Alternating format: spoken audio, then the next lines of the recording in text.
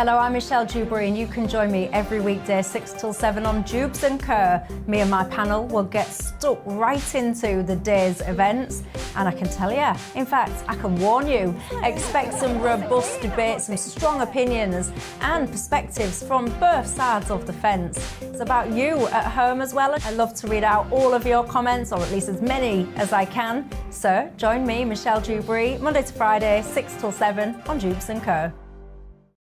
On radio, they call it the drive time slot, 4 p.m. until 6 p.m. as listeners head home. It's that part of the schedule when the dust of the day's events begin to clarify, and we try to make sense of it for you. Brazier is drive time for radio and TV. It's fast, it's punchy, it's opinionated, there's a Brazier angle and a little bit of levity. That's the question. That's two questions, actually. That's Brazier, Monday to Thursday, 4 till 6 on GB News. Hello, I'm Patrick Christie's. And I'm Mercy Moroki. Make sure that you join us Monday to Thursday, 10 a.m. until midday, right here on GB News for To The Point. We're not afraid to talk about the topics that matter to you or the big topics that always matter. We cover absolutely everything, from the breaking political stories of the day to law and order, what's going on in the channel. We're not afraid to hold people to account. We always make sure we include your views on our show. Indeed, if you're thinking it, you can guarantee that we're saying it. So make sure you join the conversation with us, 10 a.m. until midday, Monday to Thursday for To The Point on GB News. I'm Dan Wootton. Join me Monday to Thursday from 9 to 11 for the feistiest and most fun news debate on TV, where free speech reigns. I'll bring you a sharp take on the day's biggest stories, bombshell newsmaker interviews, and A-list guests. And I guarantee you, no spin, no bias, no censorship, and no reason to go to bed. That's Dan Wootton tonight, Monday to Thursdays from 9 on GB News.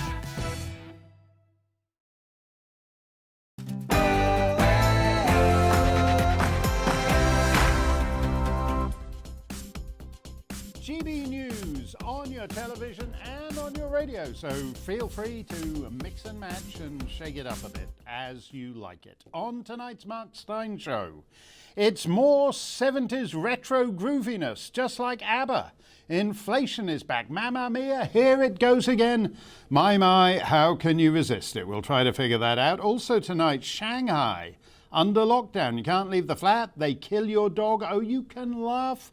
But you know, half the control freaks here would love to do it to you come the next variant. Nicola Sturgeon, just for one. And we ceased to be part of the EU over 2 years ago. And yet the European Parliament and the European Council and the European this and the European that are still making the rules for us. Plus, the most important part of the show, your take.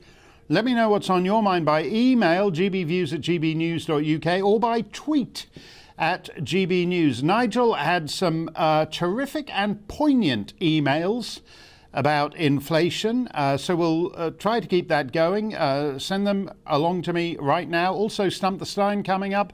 Ask me anything. Feel free to throw in a few cheap, snide ad hominem attacks. You don't have to tie it to the big geopolitical questions. We like low abuse just for its own sake. All that after the news with Polly Middlehurst.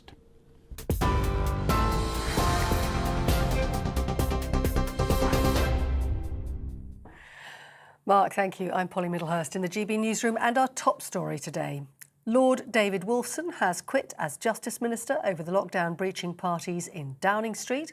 In a letter to Boris Johnson, the Conservative peer said it was because of the Prime Minister's own conduct as well as the events themselves. Two Conservative MPs, Craig Whitaker and Nigel Mills, are calling for Mr Johnson and the Chancellor to resign. The Prime Minister, his wife and Rishi Sunak were all fined by police for breaching COVID rules when they attended a birthday gathering for Boris Johnson in June 2020. Well, in other news, the Prime Minister has welcomed the whole life sentence handed down to the terrorist who murdered the Conservative MP Sir David Amess. Boris Johnson says we must never allow acts of evil to triumph over democracy.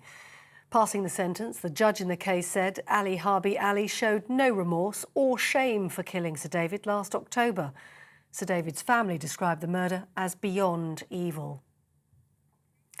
In international news, Russian news agencies are reporting that the country now has full control of Mariupol's seaport in the south of Ukraine.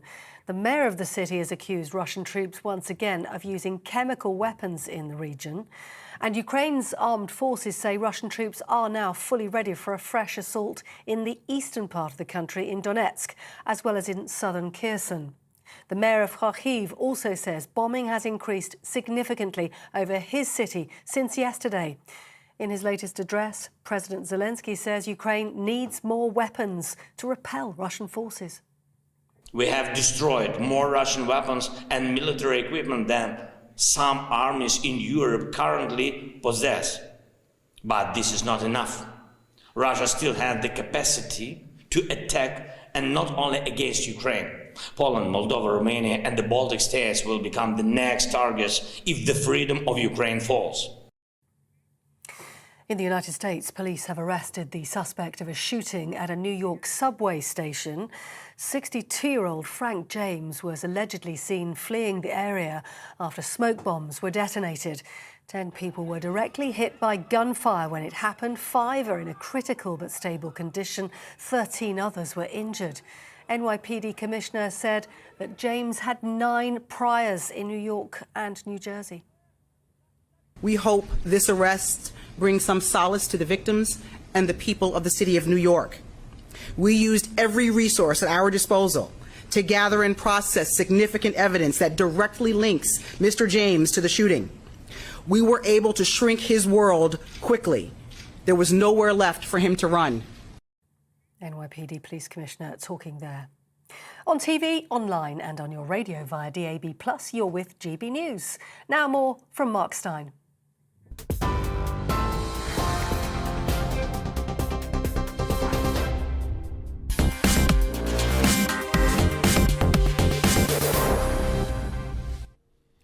Inflation is back. You thought it was one of those obsolete words like antimacassar or fax machine, but it's roaring back to wipe out your savings and your future. It's now 7%, which is the worst in 30 years. Could be worse. In America, inflation is the worst in 40 years.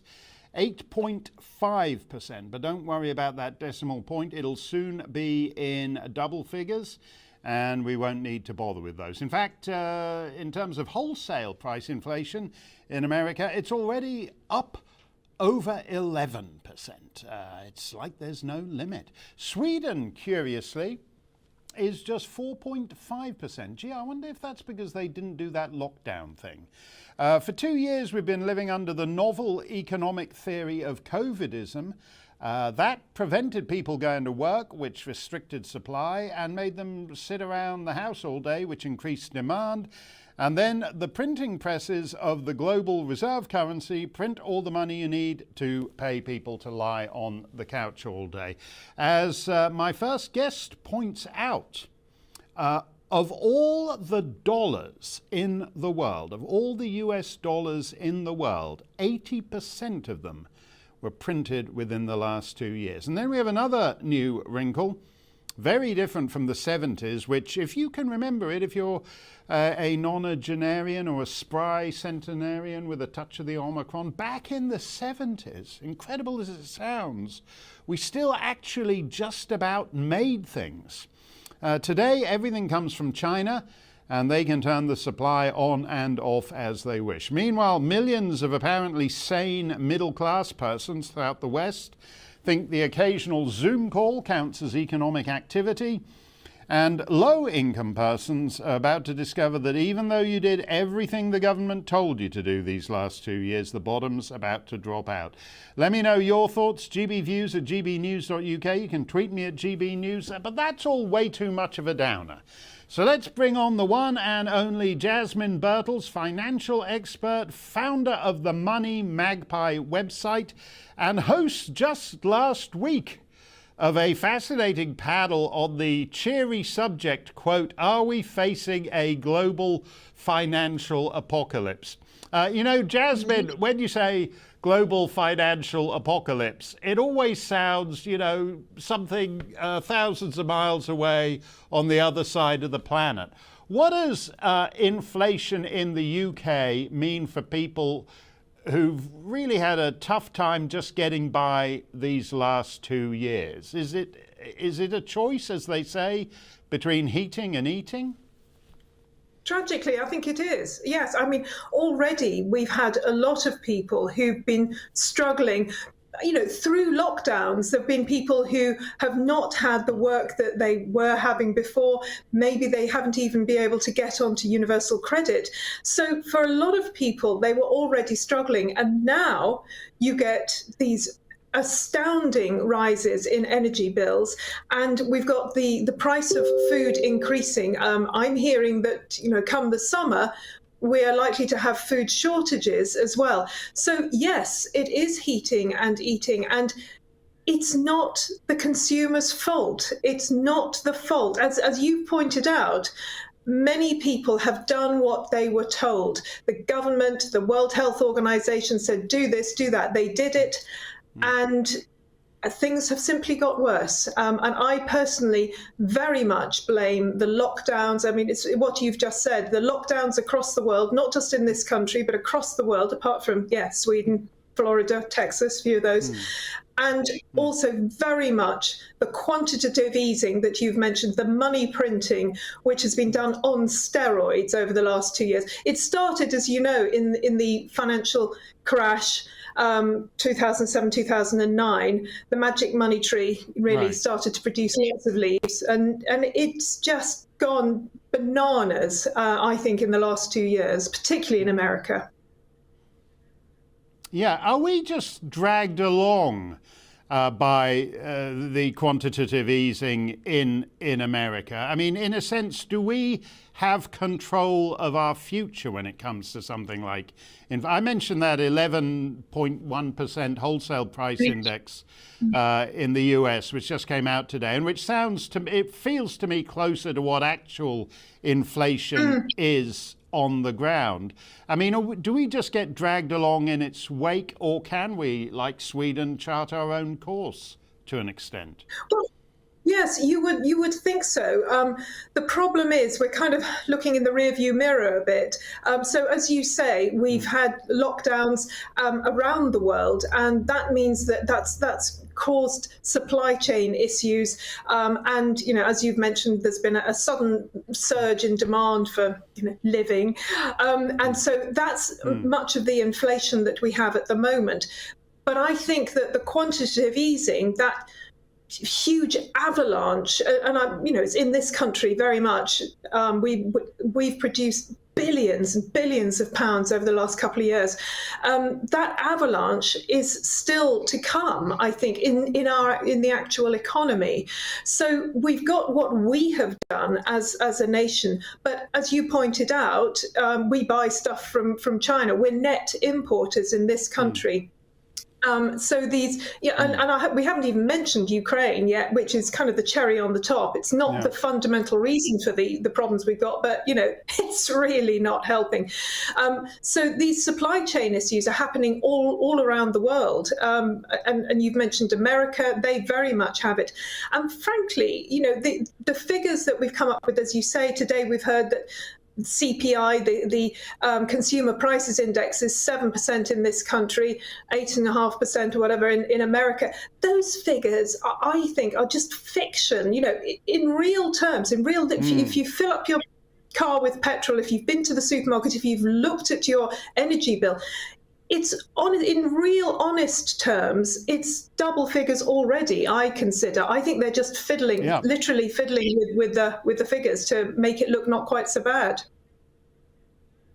What does it mean for things like housing, for example? Because when you say to anybody under a certain age, the first mortgage I got, I think that was 15%. And people have gotten used to money. Yeah. You can basically borrow money at no cost.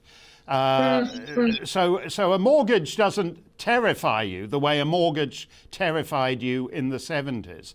Are people going to have to relearn some basically totally forgotten economic facts of life? They may have to, because what's happening now, as you know, I mean, the house prices in this country defying gravity. It's extraordinary how they're going up, but it is very largely because of the complete devaluation of the pound, and so actually this is inflation in action. Of course, there is the possibility that interest rates should go up, but the problem is that we're in stagflation, really. So stagflation, as you know, is where you have a stagnant economy, but you have rising prices. And that's awful, because with a stagnant economy, you would want to increase the flow of money. You'd put interest rates down. With inflation, you should decrease the flow of money. You should raise interest rates. So, you've got this fight. We did have stagflation back in the 70s. And what ultimately got us out of it was pain, basically, incredibly high interest rates, up to 20%, as you say. Would they do it now? I honestly, I'm doubting it. And I don't just mean this country. You look around the world. I mean, the yen in Japan, it's 0.25%, and they're saying they will lend. Well, they'll borrow indefinitely, just to keep things buoyant. So this is happening particularly across what we call the West, where the magic money tree, the quantitative easing, is just being used, I think, to paper over massive cracks. Right. When you mentioned Ukraine just now, people think about it in terms of oil and gas, because that's in the headlines. But Ukraine is also the so-called breadbasket of the world. When I was over there a couple of weeks ago, all the oligarchs are basically guys in the farming business. You can sell apples and become an oligarch in Ukraine. That's what they export. So it's going to be, so when it comes to things like wheat, it's going to be basics. It's going to be the price of bread that becomes hugely unaffordable. And that last time round, you mentioned the business 2008, the Lehman Brothers and all that. That basically caused the Arab Spring, because people couldn't afford to buy a loaf of bread in Egypt, so they threw Mubarak out. Are we in for political instability driven by inflation? It does make sense. I don't want to prophesy problems, but I don't know how I can't, frankly, because, as you say, when people can't eat, they get desperate. And it is quite often bread, particularly, as you say, the basics. So you have that problem. You've mentioned various foodstuffs. The other problem that we have here is, the price of fertilizer. So that's quadrupled over the last year. It's an insane price. And so that's affecting not just vegetable crops and those sort of crops in this country, but also dairy farming, beef farming, and I'm hearing some farmers saying, for example, egg farmers saying that they may have to kill their chickens in the summer because they won't be able to feed them. So it's that sort of knock-on effect that you potentially have. All of it, I consider, and I go back to what you said at the start, all of it utterly, utterly unnecessary. I put it all down to lockdown, the evils of lockdown, which have not only disrupted the supply chains, but also seemingly necessitated quantitative easing. And we're going to live with this for a few years to come. Yeah, I'm stunned by the way our leaders apparently thought you could essentially close the global economy for 2 years and there would be no costs to it. I don't know, even I understand a lot of politicians are economically illiterate, but I don't understand how they thought they could just do that for 2 weeks to flatten the curve, 2 months to flatten the curve, 2 years to flatten the curve. And meantime, the economy is going nowhere and people can't plan their businesses. People can't plan, Christmas is coming up. We usually do well because we've got a big restaurant and we do a lot of Christmas parties. Oh, but we don't know whether we'll be allowed to do that. How did they think that was going to work for businesses? Gosh, it's beyond me, really. And what's particularly irritating is that, anybody like me who said this is not a good idea, this is going to cause major problems later on as well as now. We were told, oh, you want to kill granny. And this is for a disease that has a 99.97% survival rate, and where the average age of death is 83. It simply does not make sense either in this country or in any other. And we're seeing right now in Shanghai, I'm sure you've seen the videos going around social media of horrendous situation, people locked in their homes, their pets beaten to death. I mean, it's thankfully we didn't have that, but it's a type of insanity, it seems to me, and it has long-term consequences.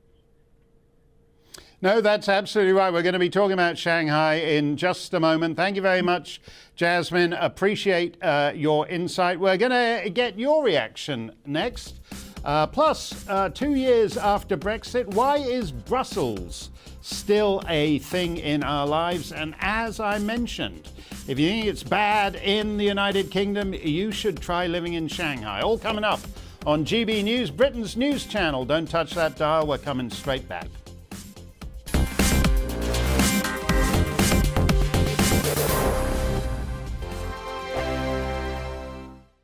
Hello, I'm Michelle Dewberry, and you can join me every weekday 6 till 7 on Jubes and Kerr. Me and my panel will get stuck right into the day's events, and I can tell you, in fact, I can warn you, expect some robust debates, some strong opinions and perspectives from both sides of the fence. It's about you at home as well. I love to read out all of your comments, or at least as many as I can. So join me, Michelle Dewberry, Monday to Friday, 6 till 7 on Jubes and Kerr.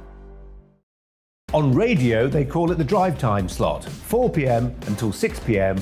as listeners head home. It's that part of the schedule when the dust of the day's events begin to clarify, and we try to make sense of it for you. Brazier is drive time for radio and TV. It's fast, it's punchy, it's opinionated, there's a Brazier angle and a little bit of levity. That's the question. That's two questions, actually. That's Brazier, Monday to Thursday, 4 till 6 on GB News.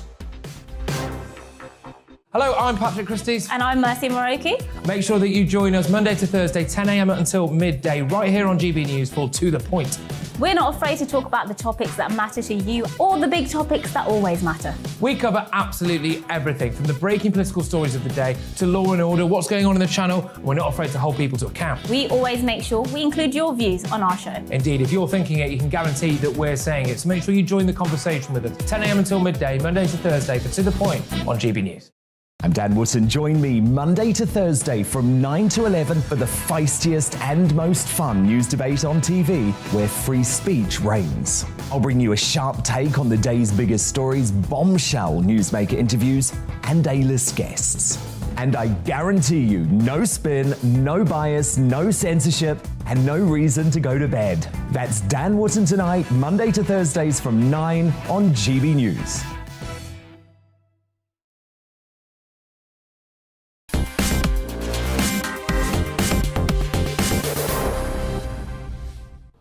Let's get to your emails. People have been giving us their thoughts on the primary cause of inflation. A Twitter user says money printing.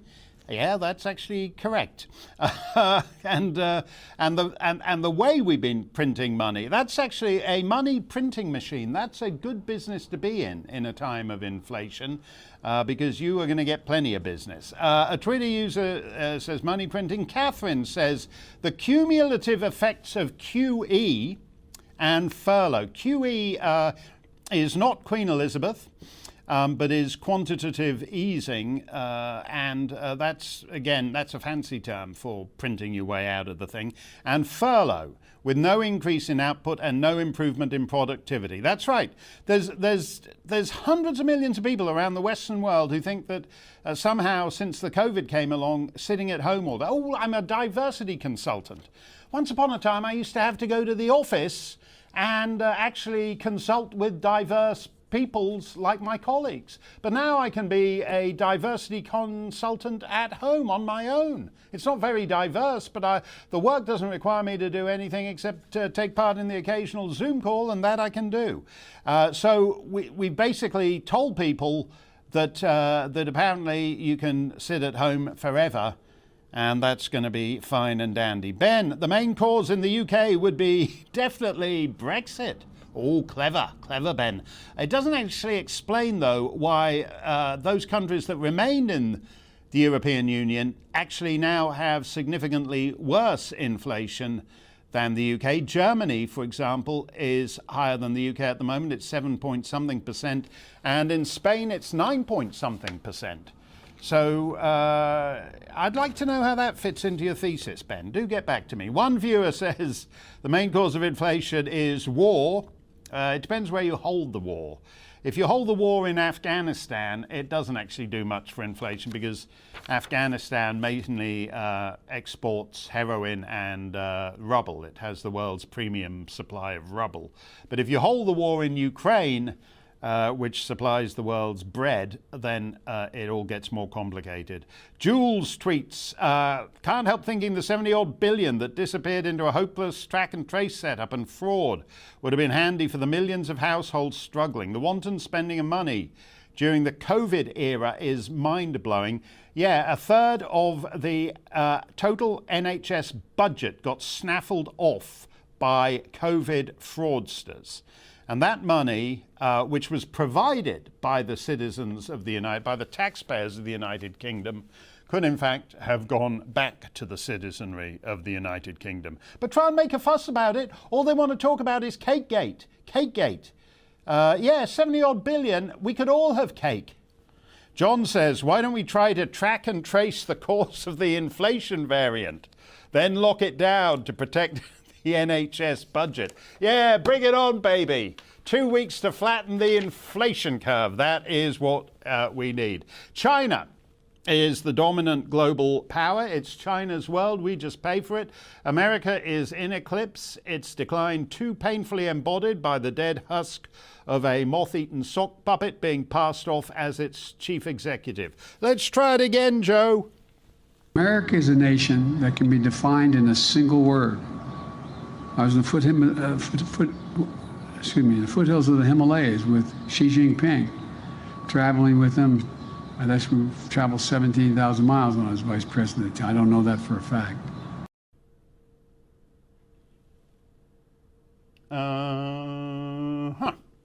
America is a nation that can be defined in a single word, as in futimina. That's Mandarin for sayonara, Joe. So it behoves us all to know more about the new global hegemon.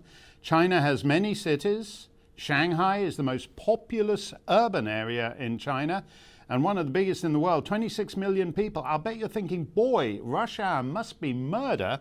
Well, no. Take a look at this. The streets are deserted because everyone's confined to their flats by order of Chairman Xi. You're not allowed out unless you decide to climb out the window and take the express elevator down, as many residents are minded to do. Every night they howl from their apartments.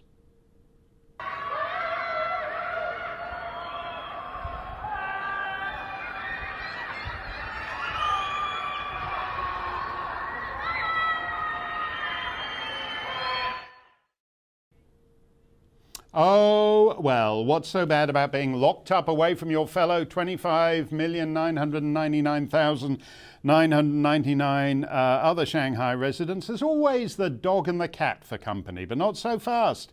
If you test positive for the COVID, they'll kill your pet. This happened at a residential compound this week after its owner was reportedly taken to quarantine. A resident filmed a COVID prevention worker hitting the corgi 3 times with a shovel. The dog died at the scene. I've got a corgi, so you can imagine how thrilled I am by the rise of China. But what I don't understand is how all these corgis got the COVID. China was the first country to lick COVID. These are the official numbers, so just like in the UK, they must be true, right? These are China COVID deaths. As you can see, they had an embarrassing uptick in COVID deaths in early 2020. And then being the world leaders in COVID management that they are, it all stabilized on April the 22nd, 2020 at 4,632 total deaths since when it's been that straight orange line for 2 years. Now, not entirely. It went up on April the 27th, 2020 by 1 to 4,633 total deaths. And right now, 2 years later, it's at 4,638 total deaths. That's pretty amazing. 5 COVID deaths in 2 years. That's way lower than the UK, US, Canada, Australia, France, Germany, and most of the other 200 countries they gave the COVID to. No wonder Dr. Fauci in Washington and Dr. Tedros at the WHO said China was doing such a bang-up job of getting on top of this thing. And yet in Shanghai, people are hurling themselves from apartment buildings and their dogs are being beaten to death by shovels. What's going on? Matthew Henderson is a diplomat. He knows an awful lot about the new hyperpower. Matthew, what do you make of the situation in Shanghai? I think what this shows us is that the name the People's Republic of China, as you suggest, is looking less and less credible. It is the Republic of China which is run by and for the Chinese Communist Party, who, like so many previous Chinese regimes, regard the people that they rule as the biggest problem in their lives. Right now, like a lot of Chinese regimes which may feel that they're coming towards the end of their shelf life, what they really do not want is to lose visible grip on awful people that they can't cope with properly at all, because they have no moral or any other locus to do so. The growth that they used to be able to deliver to keep them happy, to keep them in bread and circuses, has stopped, largely because of their own incompetence. The control over the disease which they broadcast, well, I should say, which they created and then broadcast, has failed. What are we left with now? Absolutely dystopic AI and other controls of these dreadful people, just in case they do what so many have done in years gone by, which is to launch some kind of popular revolt, which might call this wonderful Chinese Communist Party into question. Well, that's an interesting point, because usually when something goes awry in China, it's usually someplace you've never heard of, up country, like where SARS came from 20 years ago. But Shanghai is a beautiful city that has been the principal beneficiary of China's rise to power over these last few decades. So surely the people who are being confined to their flats and having their lives ruined, these are connected people. These are people who've got an uncle who's a big shot in the Communist Party and everything. Isn't this going to cause some problems for the regime? Absolutely, Mark. But what you put your finger on very astutely is the extent to which the existence of this brave new world of Shanghai is largely at the cost of all those other more obscure places, which is where their water comes from and which is where their food comes from. Now, that water supply is drying up. The food supply isn't going to be generated properly. The fact that Shanghai existed in the past was because lots of people were working very hard elsewhere to keep them fed and watered and everything else, and indeed to keep them with access through the port to worldwide markets. Now, that port is gridlocked. Neither in nor out is any good at all at the moment. It isn't safe to move cabbages through the streets of Shanghai, apparently, in case the cabbage would carry the virus. Very difficult, as you said earlier, with the poor corgi. So we're looking at the collapse of an imbalanced, polarized system, which kept a few people comparatively, 26 million in Shanghai, pretty well off, while the rest of the country, in general terms, all the way through to Xinjiang, was desperately poor by comparison. So a lot of what we've heard about per capita GDP in China hasn't been very meaningful. What we've heard about growth in China for many years now hasn't been very meaningful, because it was not an average figure in any true sense. So Shanghai is a mushroom. It's a bubble, an artificial creation whose unreality is now becoming apparent. And yet, abroad, people are impressed by China, as we've seen in recent weeks. Our Commonwealth cousins in Jamaica and Antigua and in the Solomon Islands seem to think that China's the coming man and is a better bet than our great post-imperial family is. So there are people around the world who think China's the guy to get on the right side of. Well, a lot of this has seemed to be the case in relatively disadvantaged states where freedoms were not that well developed already and wouldn't be much affected if your leadership got money from nowhere and chicks for free and invented better surveillance systems to make sure you didn't have anything nasty like elections.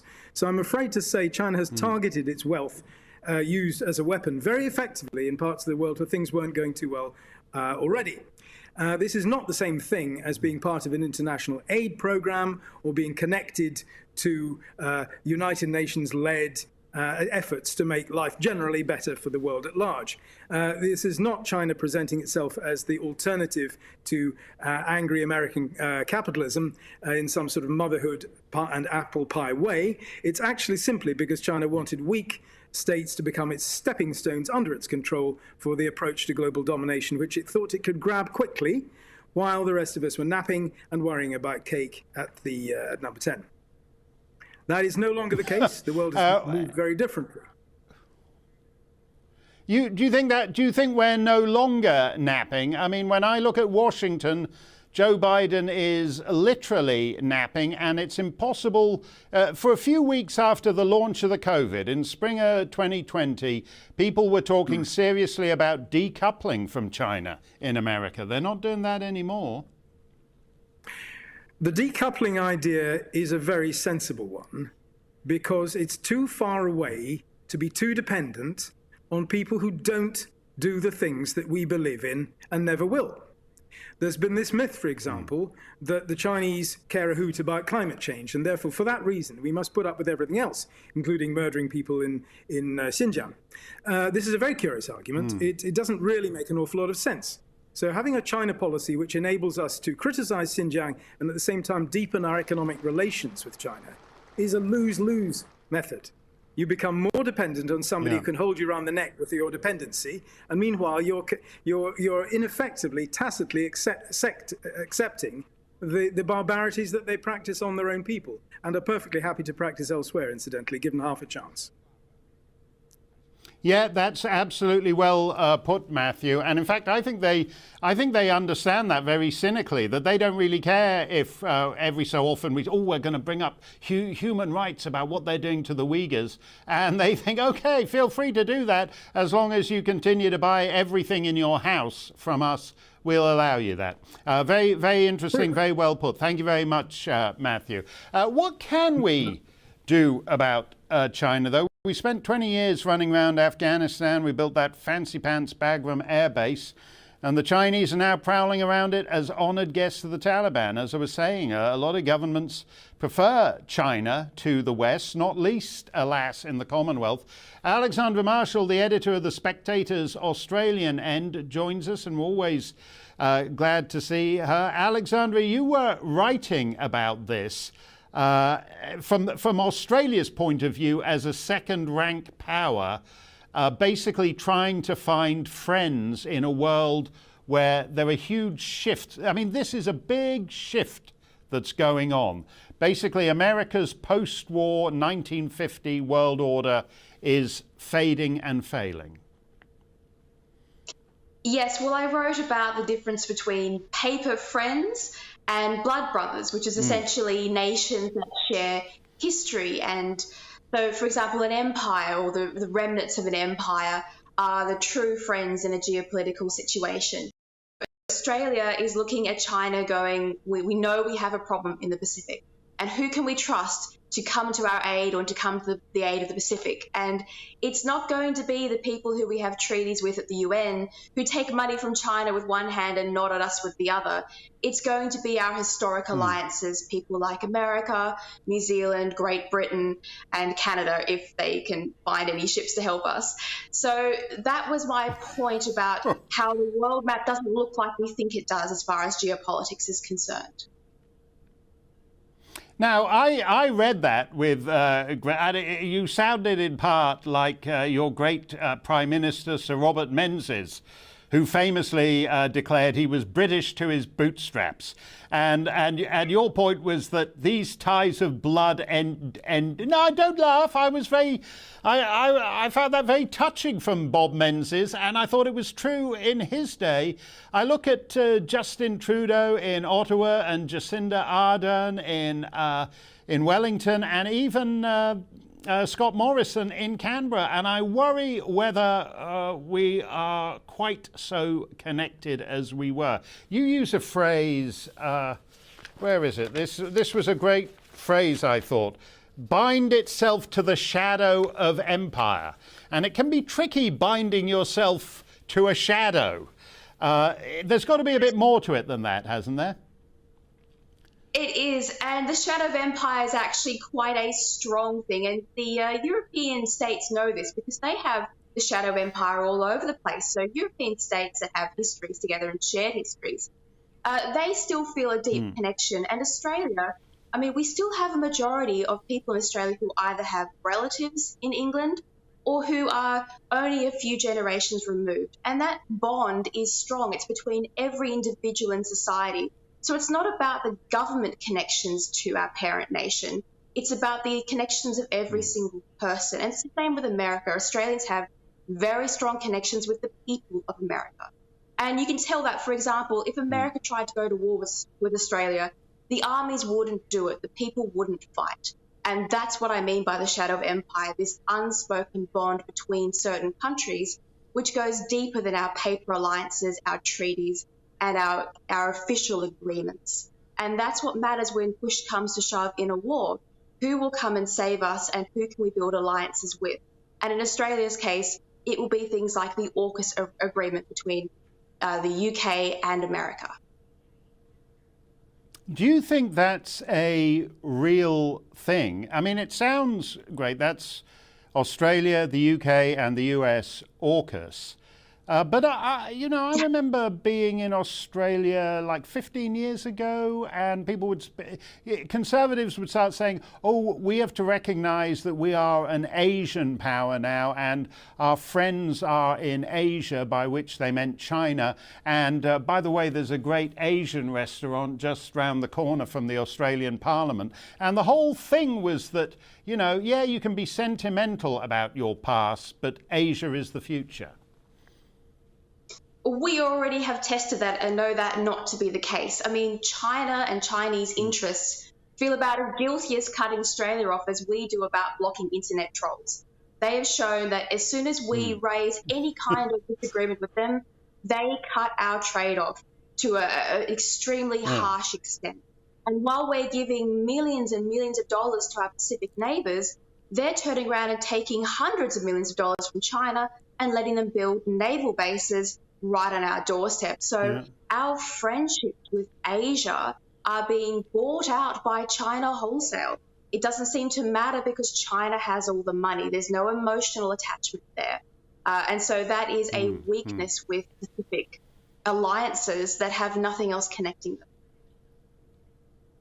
Why do you think your Prime Minister, Scott Morrison, why do you think he intervened in the Solomon Islands on behalf of the pro-Chinese faction? You drew attention to this, but what was his thinking in saying, oh yeah, I'm going to go to the Solomon Islands and I'm going to wade in on behalf of the pro-China guys?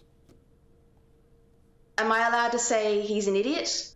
Because there's no other real explanation other than he didn't know what he was doing. Because you can't look at a situation like that from an historically literate perspective and go, yes, supporting the pro-Beijing corrupt government of the Solomon Islands against a domestic civil rebellion that is in your favour would be a good idea. So I think they were genuinely blindsided, not paying attention to geopolitics in the Pacific, and made a mistake of upholding and stabilising regimes, which has always been their go-to, without thinking that this time perhaps it's different, perhaps it's more important for Australia to take care. You heard it here first, folks. It's because Scott Morrison is an idiot. But Alexandra just said because he's an idiot. So we're going to put it on a recurring tape loop and we'll immediately play it after any excerpt from a Justin Trudeau speech or an Emmanuel Macron speech, because it works around the planet. Thank you very much, as always, Alexandra. Great to see you. Coming up, you can ask me anything you'd like in Stump the Steyn, GBNews@GBnews.uk. And what kind of great nation lets a foreign body legislate its internal affairs? The UK. That's who. Kate Hoey is standing by. Don't go anywhere. We're coming straight back. Coming up on Dan Wootton tonight, what impact did lockdown have on those battling eating disorders? The mother of TV favourite Nikki Graham believes isolation was the final blow in the tragic star's lifelong struggle. She'll give evidence in my lockdown inquiry 1 year after Nikki's passing. Plus, it's a night of big opinion as US superstar journalist Megyn Kelly and columnist extraordinaire Rod Liddell give their take on the day's headlines. And I'll be joined all night by my superstar panel. Top Daily Mail columnist Amanda Platel, entrepreneur and activist Adam Brooks, and royal and political commentator Daisy McAndrew.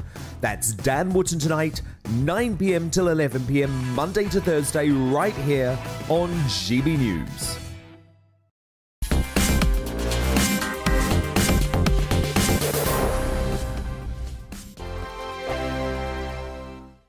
Hello, I'm Michelle Dewberry, and you can join me every weekday 6 till 7 on Jubes and Kerr. Me and my panel will get stuck right into the day's events, and I can tell you, in fact, I can warn you, expect some robust debate, some strong opinions and perspectives from both sides of the fence. It's about you at home as well. I love to read out all of your comments, or at least as many as I can. So join me, Michelle Dewberry, Monday to Friday, 6 till 7 on Jubes and Kerr. On radio, they call it the drive time slot, 4 p.m. until 6 p.m. as listeners head home. It's that part of the schedule when the dust of the day's events begin to clarify, and we try to make sense of it for you. Brazier is drive time for radio and TV. It's fast, it's punchy, it's opinionated, there's a Brazier angle and a little bit of levity. That's the question. That's two questions, actually. That's Brazier, Monday to Thursday, 4 till 6 on GB News. Hello, I'm Patrick Christie's. And I'm Mercy Moroki. Make sure that you join us Monday to Thursday, 10 a.m. until midday, right here on GB News for To The Point. We're not afraid to talk about the topics that matter to you, or the big topics that always matter. We cover absolutely everything, from the breaking political stories of the day to law and order, what's going on in the channel. We're not afraid to hold people to account. We always make sure we include your views on our show. Indeed, if you're thinking it, you can guarantee that we're saying it. So make sure you join the conversation with us, 10 a.m. until midday, Monday to Thursday, for To The Point on GB News. I'm Dan Wootton. Join me Monday to Thursday from 9 to 11 for the feistiest and most fun news debate on TV, where free speech reigns. I'll bring you a sharp take on the day's biggest stories, bombshell newsmaker interviews, and A-list guests. And I guarantee you, no spin, no bias, no censorship, and no reason to go to bed. That's Dan Wootton tonight, Monday to Thursdays from 9 on GB News.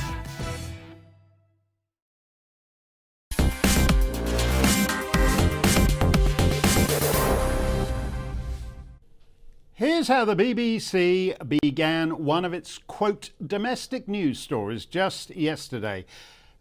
Changes to European Union law aimed at guaranteeing the supply of medicines from Great Britain to Northern Ireland have passed their final stage. The European Council has ratified the changes which were passed by the European Parliament last week, unquote. Now, as I understand it, the United Kingdom of Great Britain and Northern Ireland is a sovereign nation outside the European Union. But apparently we require the European Parliament and the European Council to legislate our internal distribution of aspirins, almost as if we're just some pathetic ramshackle protectorate like Zanzibar used to be, or maybe a princely state under the Raj, like Hyderabad, and not a sovereign nation at all. What's up with that?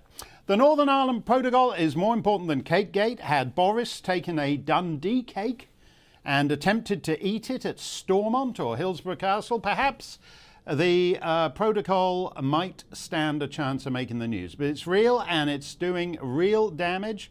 Baroness Hoey was a long-time Labour member, and unlike most of her former party, she believes in the union. Kate, you tweeted a few days ago that Liz Truss's passivity on this is making the situation worse day by day by day in Northern Ireland. Yes, and it's even more surprising because almost a year ago, the government said that the protocol was unsustainable. They produced a command paper with all sorts of changes that they wanted. Didn't go quite far enough for some of us, but at least it was saying we want change. And nothing has happened. And time after time, the Prime Minister repeats that the protocol is not working. Liz Truss says it regularly, every time she goes off and has negotiations with Šefčovič, the European president who is dealing with European issues to do with the protocol. She makes these quite strong-sounding noises, and then nothing happens. And of course, we had originally the argument was that we couldn't do anything because of COVID. Then we couldn't do anything until after the COP conference in Scotland, because that was terrible to upset people before that. And then, of course, now the government has the terrible situation in Ukraine as another excuse, reason for doing nothing. In the meantime, every day, literally every day, something new comes up, a bit like the example you've just given. We've had others this week already. And then, again, it is leading to people feeling frustrated, younger people feeling angry, more and more demonstrations and rallies that are against the protocol. And that's all coming in the context of elections coming up in May. And I think now what the government is basically doing is that they're not going to do anything at all until after the elections, when who knows what's going to happen. But the reality is Northern Ireland has been left in the European Union, and yet it's constitutionally meant to be a part of the United Kingdom, and the majority of people in Northern Ireland still want to be part of the United Kingdom. Yeah, and what ought to be really offensive about it is that when the UK was in the EU, we had members in that European Parliament. Now it's Slovenes and Danes and Luxembourgers voting on the distribution of medicines within the UK. How is that remotely acceptable to Liz Truss? Well, I do sometimes wonder how, on one hand, we go on about being an independent country. Brexit was going to make us free. We were going to look globally at the rest of the world and be our own country. And it's something I supported very, very strongly. And of course, a big number of people in Northern Ireland voted to leave. But anyway, the referendum was for the whole of the United Kingdom. And yet we have a situation now where there was no consent whatsoever from people in Northern Ireland. And the people who are making the decisions about these rules and bureaucracy and technical things that are going to happen with trade are members of parliament from other countries, or members of parliament from, of course, our neighbouring country, the Republic of Ireland. And that is very galling. Now, the government did take some arbitrary decisions some time ago where they introduced and simply said we're going to have some grace periods where none of these or some of these regulations and laws will not come into effect. And in fact, they did that with the medicines. But of course, the European Union is now trying to look like they've been so nice to us, and they've actually discussed it in their parliament and have agreed very kindly that they're going to let the rest of the United Kingdom send us medicines without having to have their approval anymore. But of course, it only goes so far, and we're not sure, the detail that actually will mean that. And just this week, we've had an announcement that another trade change, that anyone who's selling any kind of radio parts, instruments, will have to get the technical designs agreed and the details agreed by the European Union. So literally, I mean, I think at the beginning, to be honest, an awful lot of people in Northern Ireland and certainly in Great Britain thought, well, this is just a technicality. It's just a little measure to try and stop having some kind of trade border at the frontier between Northern Ireland and the Republic of Ireland, which of course is still in the European Union. But as time's gone on, we've seen not just it affecting our trade and many, many things now that can't come in or the businesses don't want to send them to Northern Ireland because it's too difficult, too expensive, too bureaucratic. So we're now having to get goods sometimes from the Republic of Ireland or the European Union via the Republic of Ireland, which is adding to costs, but of course is making it quite good for the Republic of Ireland. Well, Brussels' point is that this is necessary to maintain the Good Friday Agreement. In other words, if you're not ruled from Brussels and the European Council and the European Parliament, everyone's going to be killing each other and blowing everybody up all over again. Do you think that's remotely serious? I think the Good Friday Belfast Agreement did bring stability to Northern Ireland for many years, but it was based on a very, very fundamental principle, which was the consent of people in Northern Ireland, that no change to the constitutional position of Northern Ireland within the United Kingdom could happen without there being a referendum on that. And of course, what we've seen, and indeed the appeal court in Northern Ireland, and I'm one of the numbers of people who have been taking the government to court on a judicial review, which will eventually fairly soon end up in the Supreme Court in London. The appeal court actually said yes, the Act of Union has been changed, it's been subjugated, but it's not something that needed to be decided by the people of the United Kingdom. It's been that decision has been made by the Parliament, and MPs must have known what they were doing. Well, I've talked to a lot of MPs. Most of them had no idea that what they were doing was actually subverting the Act of Union. And so we really are in a situation where the Constitution has been changed of Northern Ireland without consent. No, and, when you look at those guys, no disrespect to your colleagues, Kate, but when you look at those guys in the House of Commons today, I'd like to know what percentage of them has even heard of the 1801 Act of Union, because I would be surprised if that got much over 17%, to be honest. Thank you very much, Kate Hoey. We're going to stay on this one because it's important. If the borders of Ukraine are important, the borders of the United Kingdom are also important. That was Kate Hoey there. Wendy says, let's just do a little bit of stumping. Wendy says, dear Mark, should we trust the science on climate change when we trusted the science throughout the COVID pandemic? Oh yeah, follow the science, Wendy. I must follow. I'm a zombie. I just follow the science. Dr. Fauci says you don't need a mask. Now he says you do need a mask. I'm a zombie. I just do what I'm told.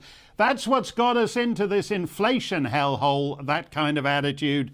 Have no further truck with it, Wendy. That's my advice. Paul on Twitter says, can you see interest rates going up further in the near future to combat inflation? For most of this century now, money has been free. It costs nothing to borrow it. I don't think an interest rate is still a thing to most people. Certainly not a 15% interest rate or a 20% interest rate. And I wonder if the government's going to take the risk of finding out whether the people will accept it. That'll do it for us. Dan Wootton is here to wallop your Wednesday as only he can for 2 swinging, groovy hours. Don't miss a minute of it. Stay safe, stay free. Good evening, Alex Deacon here with your latest weather update from the Met Office. For most, it's looking like a fine day tomorrow, the start of a reasonably fine Easter spell, actually, as temperatures start to rise. We've had low pressure close to the northeast today. We've had a lot of heavy showers as well across England and Wales. They're fading. That low pressure is clearing away, so for many it will become dry overnight. Still some lively showers for the next few hours across parts of the Midlands, East Anglia and the southeast. But once they're out of the way and the rain eases from the northeast, it will be a dry night, turning pretty misty and murky around coast in the west and across much of southern England, Wales, even into the Midlands. Temperatures dropping down to the mid-single figures. So it will be quite a grey start for many of us on Thursday. A lot of this mist and low cloud will take a while to clear, especially from some coasts where it may stay pretty drab all day. Quite a lot of cloud too for Northern Ireland. A bit of patchy rain across the north here and across the far west of Scotland, mostly across the Western Isles. Generally, elsewhere, it's dry and it's